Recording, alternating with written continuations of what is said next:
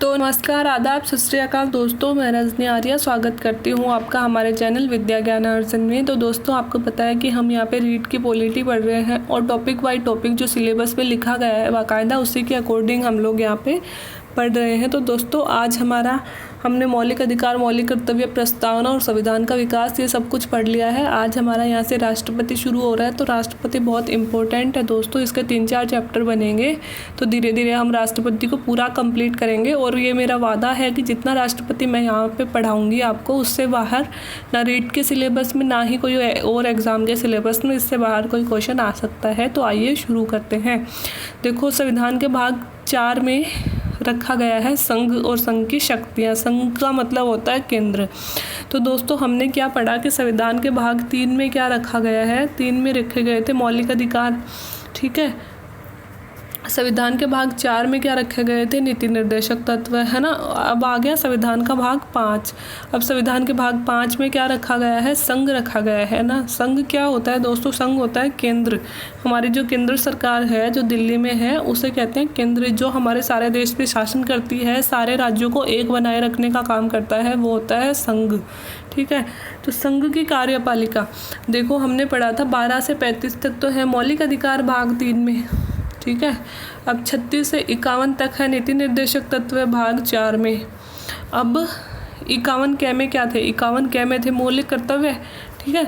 और अब आ गया अनुच्छेद 52 से 151 तक। अनुच्छेद 52 से 151 तक क्या दिया गया है, संघ दिया गया है। तो दोस्तों, हम यहाँ पे सारे अनुच्छेद नहीं पढ़ेंगे 52 से 151 तक, लेकिन जो इम्पोर्टेंट अनुच्छेद हैं उनका अध्ययन हम ज़रूर यहाँ पे करेंगे। तो शुरू करते हैं। देखो, सबसे पहले संघ की कार्यपालिका या फिर संघ होता क्या है। देखो दोस्तों, हमारा जो संघ की कार्यपालिका है वो 3 चीज़ों से मिलकर बनी होती है। देखो, हमारा जो शासन है वो 3 चीज़ों से मिलकर चलता है। सबसे पहले तो आप ये ध्यान रखना, एक होती है कार्यपालिका, एक होती है व्यवस्थापिका और एक होती है न्यायपालिका, है ना। तो कार्यपालिका क्या होती है, कानून बनाती है। व्यवस्थापिका क्या होती है, उस कानून को लागू करती है समस्त देश में, ठीक है। न्यायपालिका क्या होती है, जो हमारे न्यायिक कार्य करती है, साथ ही ये देखती है कि जो कार्यपालिका ने कानून बनाए हैं क्या वो संविधान के अकॉर्डिंग है या नहीं है, क्या वो नागरिकों के हितों में है या नहीं है, ठीक है। ये 3 भाग होते हैं किसी भी देश के, हमारे देश के शासन के, कार्यपालिका, व्यवस्थापिका, न्यायपालिका। कार्यपालिका का अर्थ होता है कानून बनाना, व्यवस्थापिका का अर्थ होता है उन कानूनों को लागू करना और न्यायपालिका का अर्थ होता है, न्यायपालिका का काम होता है ये देखना कि वो कानून न्याय संगत हैं कि नहीं है, संविधान के अनुकूल है कि नहीं है। तो अब जो हमारी कार्यपालिका है, जो हमारे देश में कानून निर्माण का कार्य करती है, वो 3 भागों से मिलकर बनी होती है, ठीक है। पहला भाग है राष्ट्रपति, दूसरा भाग है मंत्रिपरिषद, तीसरा भाग है प्रधानमंत्री। ये तीनों मिलकर हमारे देश की कार्यपालिका का निर्माण करते हैं, राष्ट्रपति, प्रधानमंत्री और मंत्रिपरिषद। राष्ट्रपति आपको पता है कौन होता है, हमारे देश का नाम मात्र का जो हेड होता है वो होता है राष्ट्रपति, ठीक है। प्रधानमंत्री कौन होता है, हमारे देश का जो वास्तविक मुखिया होता है, जो वास्तव में शासन का संचालन करता है, वो होता है प्रधानमंत्री। और मंत्रिपरिषद कौन होता है, प्रधानमंत्री के कार्यों में सलाह और सहयोग देने के लिए जो सांसद होते हैं उनमें से ही प्रधानमंत्री अपनी एक मंत्रिपरिषद को नियुक्त करता है और वो क्या करती है, कानून निर्माण में इसकी सहायता करती है। और सारे कानून किसके नाम से निर्मित किए जाते हैं, राष्ट्रपति के नाम से। मतलब कानून निर्माण के बारे में अंतिम रूप से उस पर राष्ट्रपति के हस्ताक्षर होते हैं, तभी वो कानून अधिनियम से कानून बनता है, ठीक है। अब हम पढ़ते हैं राष्ट्रपति मंत्रिपरिषद और उसका मुखिया।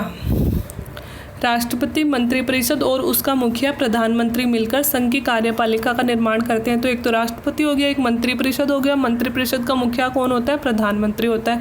ये तीनों मिलकर कार्यपालिका का निर्माण करते हैं। कार्यपालिका ही सरकार का कार्यकारी अंग होता है। जो असली काम देश में करती है वो कार्यपालिका ही होती है, जो व्यवस्थापिका द्वारा निर्मित कानूनों को क्रियान्वित करने का काम करती है। अब प्रशासन तथा नौकरशाही को देश में स्थायी कार्यपालिका भी कहा जाता है। देखो दोस्तों, ये वाली जो कार्यपालिका है ये तो बदलती रहती है। इसमें कौन होता है, प्रधानमंत्री होता है, मंत्रिपरिषद होता है, सांसद होते हैं, या मंत्रिपरिषद में सांसद होते हैं और राष्ट्रपति होता है। अब ये क्या करते हैं, ये तो हर 5 साल बाद बदल जाते हैं, है ना। लेकिन जो हमारा प्रशासन और नौकरशाही है, मतलब जो हर राज्य में आरएएस वगैरह, राज्यों में जो आरएएस होते हैं और केंद्र में जो आईएएस होते हैं, वो लोग जो होते हैं मतलब जो अधिकारी होते हैं वही देश की स्थायी कार्यपालिका मानी जाती है। क्यों? क्योंकि वो तो 65 वर्ष अपनी नौकरी करेगा, उसके कार्यकाल में पता नहीं कितनी सरकारें आएंगी और कितनी सरकारें जाएंगी, ठीक है।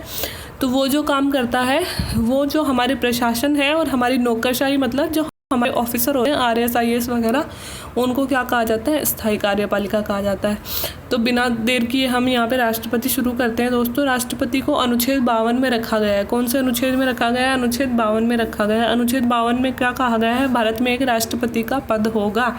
तो हमारे राष्ट्रपति का पद कौन से अनुच्छेद में रखा गया है? अनुच्छेद 52 में। अनुच्छेद 53 में क्या कहा गया है? कि संघ की कार्यपालिका शक्ति राष्ट्रपति में निहित होगी। ये जो हमारी कार्यपालिका है, इसकी शक्ति किस में होगी? राष्ट्रपति में निहित होगी। ये कौन से अनुच्छेद में कहा गया है? अनुच्छेद 53 में कहा गया है। मतलब कार्यपालिका का जो नाम मात्र का अध्यक्ष होता है वह राष्ट्रपति ही होगा। अब राष्ट्रपति को क्या क्या नामों से जानते हैं दोस्तों? राष्ट्राध्यक्ष, राज्याध्यक्ष मतलब राष्ट्र का अध्यक्ष, और राष्ट्र को ही हम संविधान की भाषा में राज्य बोलते हैं, तो राज्याध्यक्ष भी उसे बोलते हैं। औपचारिक प्रधान मतलब वास्तविक नहीं, केवल औपचारिकता के लिए जो प्रधान होता है वो कौन होता है? राष्ट्रपति।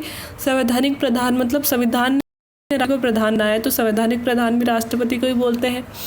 देश का प्रथम नागरिक होता है दोस्तों राष्ट्रपति, है ना।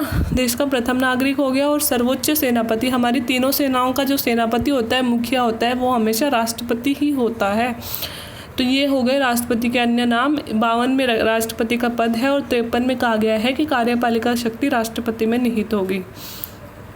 अब अनुच्छेद 54 में क्या कहा गया है? निर्वाचक मंडल दिया गया है राष्ट्रपति का, कि राष्ट्रपति के निर्वाचन में कौन कौन भाग ले सकते हैं, कौन कौन राष्ट्रपति को चुनते हैं। अब दोस्तों आपको ये तो पता है कि हम राष्ट्रपति के निर्वाचन के लिए वोट नहीं करते। आपने कभी सुना है कि राष्ट्रपति के लिए हम लोग वोट करते हैं? हम नहीं करते हैं। हम सिर्फ प्रधानमंत्री के लिए वोट करते हैं, और प्रधानमंत्री के लिए भी हम लोग अपने अपने सांसद चुन के भेजते हैं, और जिस भी दल के सांसद ज़्यादा होते हैं उस दल में से एक मुखिया चुना जाता है जो प्रधानमंत्री कहलाता है, ठीक है। अब राष्ट्रपति का निर्वाचन कौन करता है? तो राष्ट्रपति का निर्वाचन यहाँ पे पढ़ेंगे। का निर्वाचन कौन कर रहा है?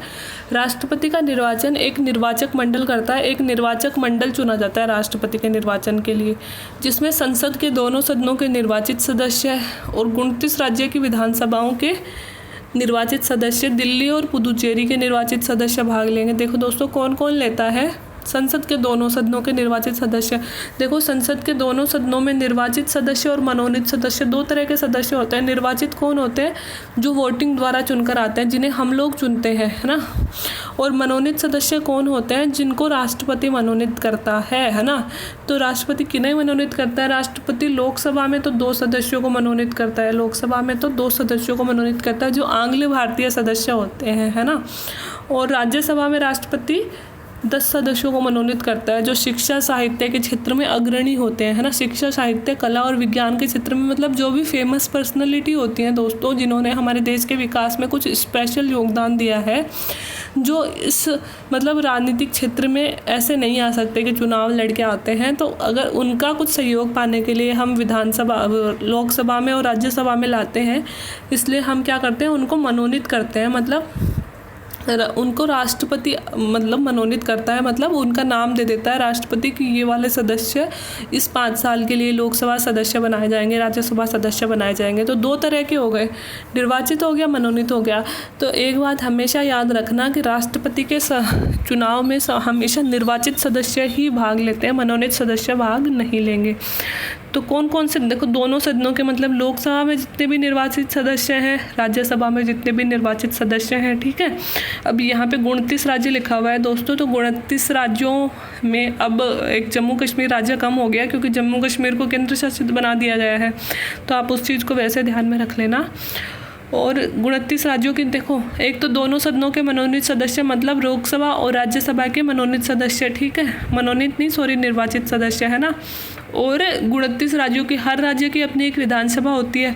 उन सभी विधानसभाओं में जो भी सदस्य निर्वाचित होते हैं, मतलब मोस्टली सदस्य निर्वाचित ही होते हैं, उनके सदस्य, और इसके अलावा दिल्ली और पुदुचेरी केंद्र शासित प्रदेशों की विधानसभाओं के निर्वाचित सदस्य, जो हमारे 7 केंद्र शासित प्रदेश, 2 वर्तमान में 9 हैं, उनमें सिर्फ दिल्ली और पुदुचेरी 2 ही केंद्र शासित प्रदेश ऐसे हैं जिनकी विधानसभाओं के सदस्य राष्ट्रपति बनाने के लिए वोट दे सकते हैं। दिल्ली और पुदुचेरी, ये बात याद रखना है दोस्तों, इम्पोर्टेंट बात है।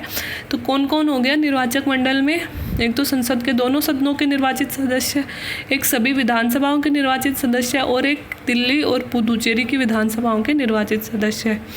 ठीक है, तो देखो राष्ट्रपति के निर्वाचन मंडल में अब राजस्थान में से कितने सदस्य आएंगे एग्जाम्पल के लिए देखते हैं दोस्तों कि 200 तो हमारे पास है एमएलए, ये सभी निर्वाचित होते हैं। ठीक है, 25 हमारे पास है एमएलए का मतलब समझते हो ना, मेंबर ऑफ लेजिस्लेटिव असेंबली, मतलब हमारी विधानसभा, राजस्थान विधानसभा में कितने सदस्य हैं? वर्तमान में 200 सदस्य हैं। ठीक है, तो 200 सदस्य तो ये हो गए। और राजस्थान से लोकसभा में कितने सांसद जाते हैं? मेंबर ऑफ पार्लियामेंट, एमपी का मतलब होता है 25 सदस्य जाते हैं, तो 25 ये हो गए। और हमारे से लोकसभा में मतलब राजस्थान से राज्यसभा में कितने सदस्य भेजता है राजस्थान? राज्यसभा में हम लोग 10 सदस्य भेजते हैं, तो 10 ये हो गए। तो राजस्थान से कितने सदस्य हो गए टोटल? 200 प्लस 25 प्लस 235 सदस्य हैं राजस्थान के जो राष्ट्रपति के निर्वाचन में भाग लेते हैं। ठीक है, तो कैसे गिनते हैं दोस्तों? एक तो हर राज्य की विधानसभा के सदस्य, ये हो गए एमएलए हमारी विधानसभा के सदस्य, और हर राज्य से लोकसभा में भेजे गए सदस्य हम 25 भेजते हैं तो इसमें 25 आएगा। और हर राज्य से राज्यसभा में भेजे गए सदस्य हम 10 भेजते हैं राज्यसभा में। ये अलग अलग राज्यों के अनुसार है, उनके क्षेत्रफल के अनुसार। तो हमारे से 25 लोकसभा में जाते हैं और 10 राज्यसभा में जाते हैं। ठीक है, तो हमारे टोटल 235 सदस्य ऐसे हो गए जो राष्ट्रपति के निर्वाचन में भाग लेते हैं। नोट बना के लिखा हुआ है कि संसद के मनोनीत सदस्य निर्वाचन मंडल में भाग नहीं लेते, मैंने बता दिया आपको। और राज्य विधान परिषदें जो 6 निर्वाचक मंडल में राज्य विधान परिषद, देखो हर राज्य में विधानसभा है लेकिन वर्तमान में सिर्फ 6 ही राज्य हैं जिनमें विधान परिषदें हैं। तो जिनमें विधान परिषदें हैं उनके सदस्य राष्ट्रपति के निर्वाचन मंडल में भाग नहीं लेते हैं। क्यों नहीं लेते हैं दोस्तों? क्योंकि सभी राज्यों में तो विधान परिषदें नहीं है, सिर्फ 6 ही राज्यों में विधान परिषदें हैं। अब अगर 6 राज्यों की विधान परिषदों को भाग लेने का अधिकार दे दिया जाएगा तो उन राज्यों के वोट तो ज़्यादा हो जाएंगे ना। तो ये समानता लाने के लिए विधान परिषदों को अधिकार नहीं दिया गया है। तो अगर ये पूछ लिया जाए कि कौन से सदस्य राष्ट्रपति के निर्वाचन में भाग नहीं लेते हैं तो क्या बोलोगे? कि एक तो जो मनोनीत सदस्य होते हैं संसद के दोनों सदनों के, लोकसभा के और राज्यसभा के, वो भाग नहीं लेते हैं, और एक जो विधान परिषदों के सदस्य हैं वो भाग नहीं लेते हैं। ठीक है, तो देखो कैसे कैसे हुआ। अब राष्ट्रपति के निर्वाचन में कौन कौन भाग ले रहा है? मेंबर ऑफ पार्लियामेंट और member of legislative assembly. Member of parliament मतलब सांसद जो संसद में बैठते हैं दोनों सदनों में, लोकसभा में और राज्यसभा में। और मेंबर ऑफ लेजिस्लेटिव असेंबली मतलब जो विधानसभाओं के सदस्य हैं, हर राज्य में विधानसभा होती है दोस्तों, तो विधानसभाओं के सदस्य। अब मेंबर ऑफ पार्लियामेंट मतलब संसद में कितने कितने सदस्य हैं दोस्तों? देखो संसद में राज्यसभा में 245 सदस्य हैं और लोकसभा में 545 सदस्य हैं। ये कुल सदस्यों की संख्या है। 245 है राज्यसभा में और 545 है लोकसभा में। अब राज्यसभा में जो 245 सदस्य हैं उसमें 12 सदस्य राष्ट्रपति ने मनोनीत कर दिए, तो ये 12 अपन निकाल देंगे, ये 12 भाग नहीं लेंगे। और जो लोकसभा में हैं उनमें 10 सदस्य हैं, लोकसभा में 2 सदस्य राष्ट्रपति मनोनीत करता है, तो ये 2 भी भाग नहीं लेंगे क्योंकि इनको मनोनीत किया जा रहा है ना। तो 245 और 545 मिलके 790 हो गए। 790 में से 12 प्लस 2 14 निकाल देंगे तो 776 सदस्य हो गए जो मेंबर ऑफ पार्लियामेंट में भाग ले रहे हैं। और इधर मेंबर ऑफ लेजिस्लेटिव असेंबली मतलब राज्यों के कितने भाग ले रहे हैं दोस्तों? राज्य में 4120 कुल विधानसभा के सदस्य थे। जब 29 राज्य हमारे यहाँ थे तब 4120 सदस्य थे। ठीक है, तो ये किसके किसके हैं? 29 राज्यों के हैं और दिल्ली और पुदुचेरी की विधानसभाओं के सदस्य हैं। टोटल कितनी हो गई? 29 तो राज्य और दिल्ली और पुदुचेरी मतलब 31 विधानसभाओं में टोटल उस समय 4120 सदस्य थे। लेकिन अब दोस्तों जम्मू कश्मीर को हटा दिया गया है तो वहाँ के सदस्य कम हो गए होंगे। तो लेटेस्ट अपडेट मेरे पास आई नहीं है और ना ही ये आंकड़े आपको इकट्ठे पढ़ने हैं, क्योंकि ये आंकड़े मैं आपकी जनरल नॉलेज के लिए आपको बता रही हूँ कि आपको पता होना चाहिए कि हमारे राष्ट्रपति का निर्वाचन कैसे होता है। एग्जाम में आपको कोई नहीं पूछेगा ये वाली चीज़ कि कितने टोटल राज्यसभा से जा रहे हैं, कितने लोकसभा से जा रहे हैं। ये ज़रूर पूछेगा कि राज्यसभा से कौन से जाते हैं, लोकसभा से कौन से जाते हैं और विधानसभाओं से किस तरह के सदस्य आते हैं। ठीक है, तो ये डाटा आपको याद नहीं रखना, जनरल नॉलेज के लिए बता रही हूँ। तो अनुच्छेद 54 में क्या हो गया, निर्वाचक मंडल। अब अनुच्छेद 55 आ गया, इसमें है निर्वाचन पद्धति कि मंडल तो चुन लिया आपने कि ये लोग राष्ट्रपति के निर्वाचन में भाग लेंगे, लेकिन वोटिंग किस तरह से होगा, है ना, वो पद्धति क्या है। तो ये कहा गया है अनुच्छेद राष्ट्रपति का निर्वाचन आनुपातिक मत प्रणाली के आधार पर एकल संक्रमणीय मत पद्धति से होता है। तो दोस्तों ये बहुत इम्पोर्टेंट बात है, एकल संक्रमणीय मत पद्धति। ये नाम हजारों बार पूछते हैं कि राष्ट्रपति का निर्वाचन कौन सी निर्वाचन प्रणाली द्वारा होता है, तो ये आपको याद रखना है। एकल संक्रमणीय मत पद्धति से राष्ट्रपति का निर्वाचन होता है और इसे बोलते हैं अपन इंग्लिश में सिंगल ट्रांसफरेबल इलेक्शन मेथड। ठीक है, इसे ये बोलते हैं। तो आपको ये याद रखना है कि राष्ट्रपति का निर्वाचन इस पद्धति से होता है, एकल संक्रमणीय मत पद्धति से। एकल संक्रमणीय मत पद्धति अपनाई क्यों गई है, इस पद्धति का उद्देश्य है छोटे और अल्पसंख्यक राज्य के हितों का संरक्षण करना और राष्ट्रपति के चुनाव में स्पष्ट बहुमत से सुनिश्चित करना। देखो इस पद्धति के दो फायदे हैं, एक तो छोटे छोटे जो राज्य हैं उनको भी बराबर का अधिकार मिल जाएगा, और जो स्पष्ट बहुमत मिले। ऐसा ना हो कि कभी 500 सदस्य हैं जिनमें से 245, जैसे मान लो 244 ने तो राष्ट्रपति के विपक्ष में मत दिया और 245 ने पक्ष में मत दिया, फिर भी सरकार बन गई, है ना। तो ये स्पष्ट बहुमत नहीं हुआ ना, एक मत का ही तो अंतर हुआ जीत का। ऐसा राष्ट्रपति के निर्वाचन में नहीं होता है। जो राष्ट्रपति बनता है उसे स्पष्ट बहुमत मिलता है और वही एकल संक्रमणीय मत पद्धति द्वारा शुरू किया गया है। तो दोस्तों ये थे राष्ट्रपति के प्रमुख अनुच्छेद। यहाँ पे हमने सिर्फ इंट्रोडक्शन पढ़ा है। 52 में कहा गया है राष्ट्रपति का पद होगा। 53 में कहा गया है कि कार्यपालिका शक्ति राष्ट्रपति में निहित होगी। 54 में कहा गया है कि एक निर्वाचक मंडल होगा। 55 में कहा गया है कि वो निर्वाचन पद्धति कौन सी होगी। आगे राष्ट्रपति की हम शक्तियां पढ़ेंगे और राष्ट्रपति के लिए रिलेटेड जो भी और अनुच्छेद हैं वो हम आगे अध्ययन करेंगे। तो दोस्तों अगर वीडियो पसंद आया हो तो प्लीज़ लाइक करें, अपने दोस्तों से शेयर करें और मेरे चैनल को सब्सक्राइब करें और नीचे कमेंट बॉक्स में कमेंट ज़रूर करें। Thank you very much.